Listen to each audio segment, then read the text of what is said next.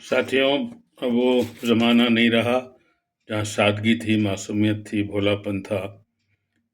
अब शिक्षा में कह लीजिए कि ये भी खराबी है कि आपको थोड़ी सोच समझ और बुद्धि देती है शिक्षा। हालांकि वो तो किताबी ज्ञान के लिए सही है, जीवन में नहीं इसकी ज़रूरत है। जीवन में तो वही भोलापन चाहिए, लेकिन आदमी बहक जाता है साहब। अब माहौल के हिसाब से अपने को ढलना ही पड़ेगा आपको। अब क्यों कहते हैं फिर साहब दूरी भी अच्छी होती है? तो ठीक है ना, अगर बच्चे दूर रह रहे हैं, आप दूर रह रहे हैं, तो वाकई हो सकता है कभी उनको एहसास हो, आपको एहसास हो। मतलब आपको तो नहीं ज़रूरत, लेकिन उनको एहसास हो और फिर वापसी हो, लेकिन वो वापसी अलग टाइप की होगी। वो महसूस करने के बाद फिर इंसान शायद गलती ना करे। तो होने दीजिए थोड़ी दूरी, क्या बुराई है उसमें? और फिर आप भी तो क्या नहीं चाहते थे, बचपन से आप कोशिश करते रहे कि हम उनको आत्मनिर्भर बनाएं। तो आत्मनिर्भर अगर हो रहे हैं या हो गए हैं, तो फिर अपने को क्या तकलीफ साहब उससे? आप ही तो चाहते थे ना कि इंडिपेंडेंट बने, हमारे ऊपर नहीं रहें डिपेंड, आज हम हैं कल नहीं होंगे। और दूसरा आप भी चाहते थे आगे पीछे अपने पैरों पे खड़े रहें, और जो भी आपका व्यापार है, धंधा है, कुछ भी इंडस्ट्री है, अपने आप संभालना सीख जाए। तो ये आप भी तो ये चाहते थे ना सब। तो उसमें कोई बड़ी बात नहीं है। कहते हैं ना साहब, आज नहीं तो कल उनको भी तो आपके बिना जीना होगा, या आपको भी उनके बिना जीना होगा। क्योंकि बहुत ज़्यादा सम्मोहन या मोह भी जीवन के लिए अच्छा नहीं होता है साहब। आप भी थोड़ा थोड़ा अपने को ईश्वर की तरफ ले जाइए, जैसा मैंने कहा वृद्धाश्रम जाइए, क्योंकि वृद्धाश्रम क्या है साहब? ये वानप्रस्थ आश्रम है। जो बड़े बड़े राजा भी साहब सब वैभव छोड़कर जाते थे कि इस समय आ गया है, ईश्वर की शरण जाएं या गुरु की शरण जाएं। आज की मतलब अ, देखा जाए तो दुनिया में हर आदमी व्यस्त है साहब, भयंकर व्यस्तता है। हर कोई अपने उद्देश्य को लेकर व्यस्त है, मतलब कहना चाहिए स्वार्थी भी हो गया है। अब आप भी चाहते थे साहब आपकी औलाद तरक्की करे। अब जब तरक्की करने जाएंगे तो फिर बहुत कुछ सिद्धांतों से समझौता करना पड़ता है साहब।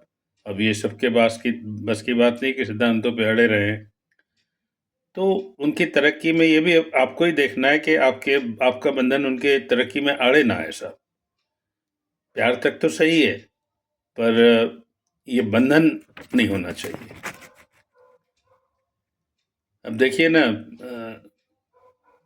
जब आपको भी थोड़ा अपने लिए समय निकालना है, तो यही वो समय है साहब।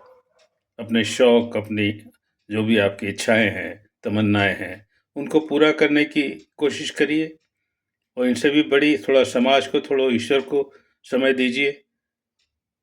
बजाय इसको लेकर कोर्ट में जाने के। अब इतना बड़ा सिंघानिया का केस हुआ, अब सब अगर समझदार हो गए तो इतना इशारा है, इतना उदाहरण काफ़ी है। अगर संतुष्ट नहीं है, अगर वो संतुष्ट नहीं है परिवार के साथ, उनको बच्चों के साथ, तो उनको सोचना ही पड़ेगा।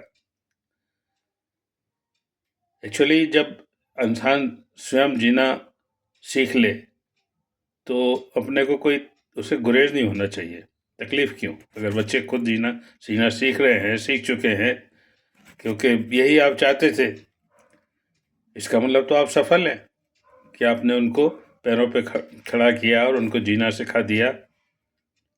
इस बात पर तो आपको गर्व करना चाहिए साहब, बजाय मतलब बुरा मानने के कि बच्चे हमको आजकल पूछ नहीं रहे हैं। एक्चुअली हम तो ये मानते हैं कि बच्चा अगर आपका आता भी है, तो हमें माने कि वो फर्ज और समाज की खातिर आ रहा है। तो वो भी गलत है साहब। दिल से आना चाहिए, प्यार से आना चाहिए। आजकल रिश्ते सिर्फ समाज के डर से निभेंगे तो कोई मजा आना ही नहीं ना उसमें।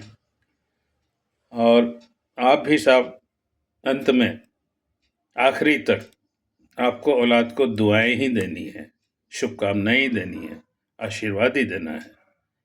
उनके प्रति कोई दुर्भावना रखने का आपको अधिकार ही नहीं है। क्या भगवान रखता है दुर्भावना? आपका दर्जा भगवान का है साहब। Thank you.